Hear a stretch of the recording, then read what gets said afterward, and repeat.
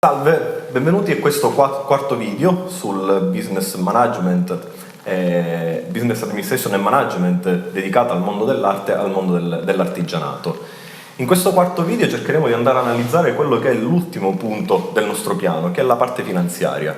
La parte forse più noiosa, la parte più complicata, la parte che molte volte obbliga le persone a fare un passo indietro nell'andare a sviluppare un progetto di impresa, sia per una questione di confusione, sia anche per delle paure che arrivano quando si comincia a parlare della parte finanziaria, il rischio che si può avere nell'andare a fare un determinato investimento, la non sicurezza del ritorno del proprio investimento, il tempo che ci si deve andare a mettere in gioco. In questa fase cercheremo di andare a capire che cos'è la parte finanziaria, quali sono gli elementi più importanti da tenere in considerazione quando si fa un investimento, per cercare di andare a limitare quanto più possibile queste paure. In generale vorrei dirvi che diventa fondamentale la condivisione, avere all'interno del team o comunque nel gruppo delle persone che si occupano delle idee, che hanno condiviso queste idee, delle persone che hanno delle competenze finanziarie, diventa importante anche per cercare di capire la stessa terminologia. Avvalersi di consulenti, fare delle consulenze, fare dei test diventa una cosa importantissima per evitare di arrivare al momento dove ci si scoraggia, dove si vede che quell'idea non è più possibile da portare avanti e si torna indietro abbandonando quell'idea che possibilmente poteva essere qualcosa di vincente sul mercato.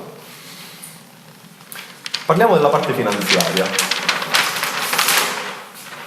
In generale in economia, quando noi parliamo di parte finanziaria, dobbiamo dividere il mondo dei costi dal mondo dei ricavi.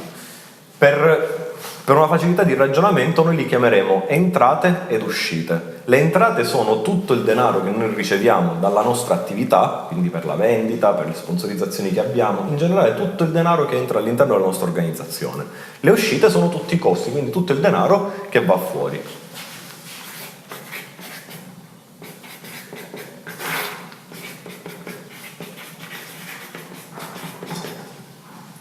In questa prima fase noi ci concentreremo su quelli che sono i costi.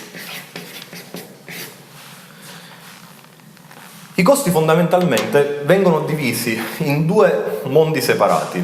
Una prima parte riguardano i costi di gestione. Sono quei costi che si hanno quando si avvia l'attività imprenditoriale. Pensate agli stipendi dei dipendenti, pensate alle utenze, le luci, eccetera, agli affitti dei locali, alle tasse che devono essere pagate. Questi costi di gestione sono dei costi che in generale ogni anno si ripetono e che quindi noi abbiamo in maniera consecutiva. Ma la parte più importante quando si va a strutturare un'impresa, i costi di gestione sono anche importanti, ma diventa fondamentale cercare di capire che tipo di investimenti bisogna fare.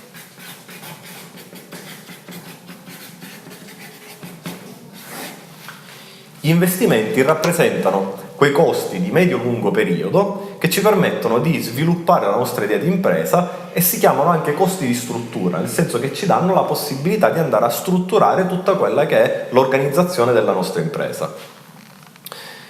In termini di investimento naturalmente dipende da che tipo di impresa noi andiamo a creare. Anche qui nel mondo dell'artigianato e nel mondo dell'arte bisogna fare delle differenziazioni, perché dobbiamo capire se abbiamo bisogno di macchinari, se abbiamo bisogno di particolari strumenti per riuscire a creare il nostro prodotto, oppure se non abbiamo bisogno di tutto questo, ma abbiamo bisogno più di tutta una serie di strutture immateriali, come può essere il web per esempio.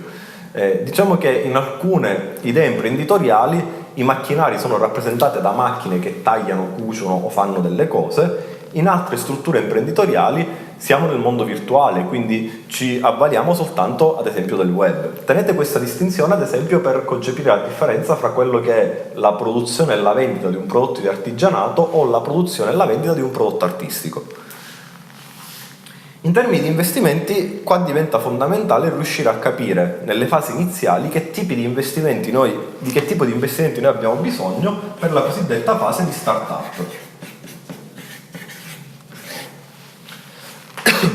Cosa mi serve per riuscire ad avviare questa idea di impresa, per riuscire ad avviare questa attività? Quali sono quegli elementi fondamentali che io devo riuscire ad avere immediatamente per dedicarmi alla produzione di questo prodotto, di questo servizio che verrà destinato al mio mercato?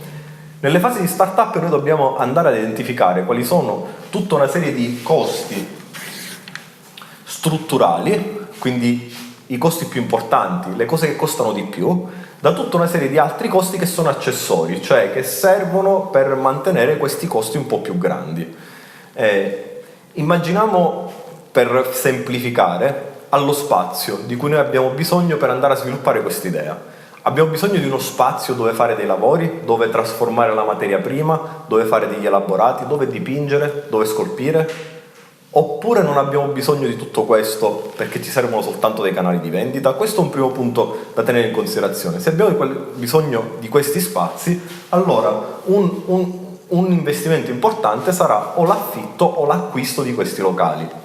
In maniera prudenziale, nello startup di impresa, il consiglio è quello di partire con delle strutture leggere. Non pensiamo immediatamente di andare a comprare uno stabile per andare a fare la nostra attività di impresa, andare in una banca e andare a chiedere milioni di euro, perché dobbiamo riuscire a capire se e quanto questa idea effettivamente è realizzabile e quanto effettivamente è in linea con quelli che sono i bisogni del mercato. Tutta un'altra serie di costi riguardano gli strumenti che noi dobbiamo utilizzare. Di che strumenti abbiamo bisogno?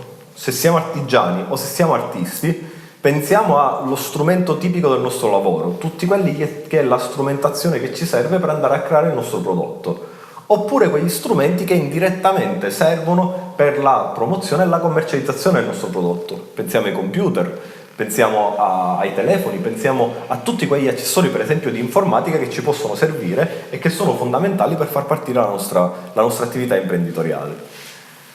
Pensiamo a quali sono tutte quelle autorizzazioni di cui noi abbiamo bisogno, quali sono tutti quegli elementi legali, di contratti, di permessi, di concessioni che noi dobbiamo avere per riuscire a far partire la nostra idea.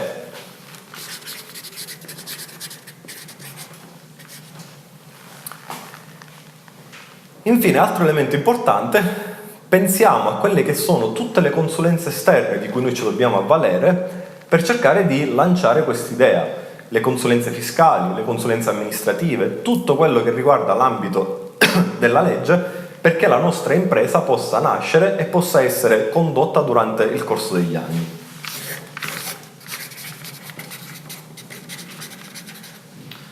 Questi rappresentano una prima parte di costi strutturali fondamentali perché io possa far partire la mia idea di impresa.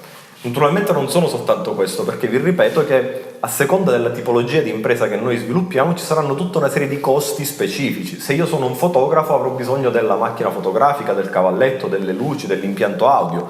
Se io sono un pittore avrò bisogno sicuramente di altri strumenti. Quindi cerchiamo di andare a pensare in termini generali quali sono tutti quei fattori comuni che mi permettono appunto di lavorare e di iniziare la mia attività. E poi andiamo a vedere nel particolare quali sono tutte queste voci di costo.